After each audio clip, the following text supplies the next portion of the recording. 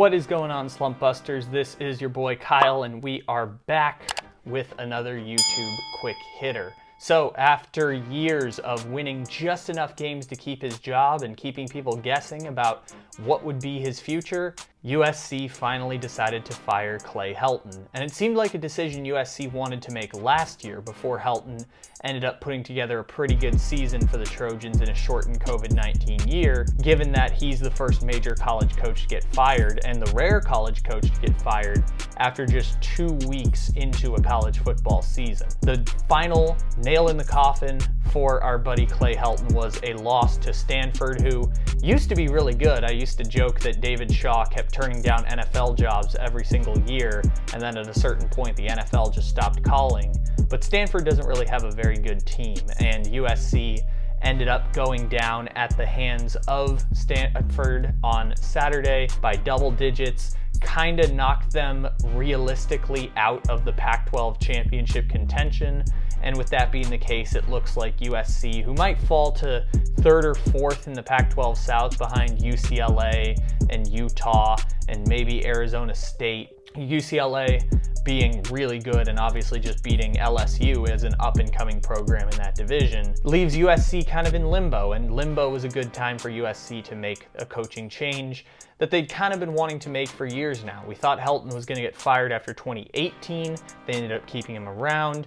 They end up going to a Rose Bowl, and then they end up being kind of about the 8-4 mark for each of the last couple of years, which was just good enough to keep his job. Kind of like what happened with Gus Malzahn at Auburn for like 4 years. They never really overachieved, but did just good enough for Malzahn and Clay Helton to keep being employed. So the list of replacements for USC is long and tiresome, and probably at the top of that list is Bill O'Brien, the offensive coordinator at Alabama right now. Maybe USC is the job that Brent Venables, defensive coordinator for Clemson, maybe is ready to take.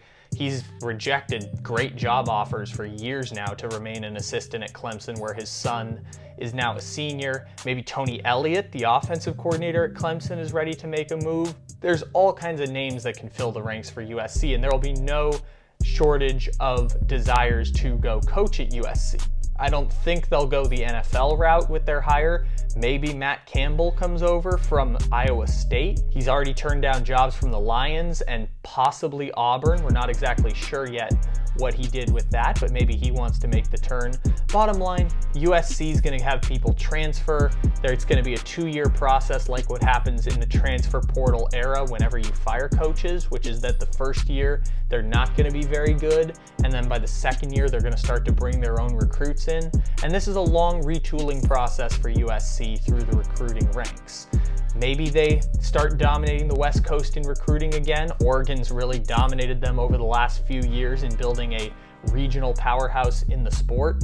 Maybe they get back to that. Maybe UCLA starts to take some of those recruits. Maybe even you could look at the Boise States and Arizona States of the world and look at how they've recruited the conference and recruited a West Coast that, outside of the 5 stars who are always going to find their ways to Bama and Clemson, those 3.5 and 4-star guys have all found their ways to top programs like USC and Oregon in the past. And USC has finally had enough of Clay Helton and mediocrity. It's really hard to build a powerhouse in college football out of a regional recruiting base.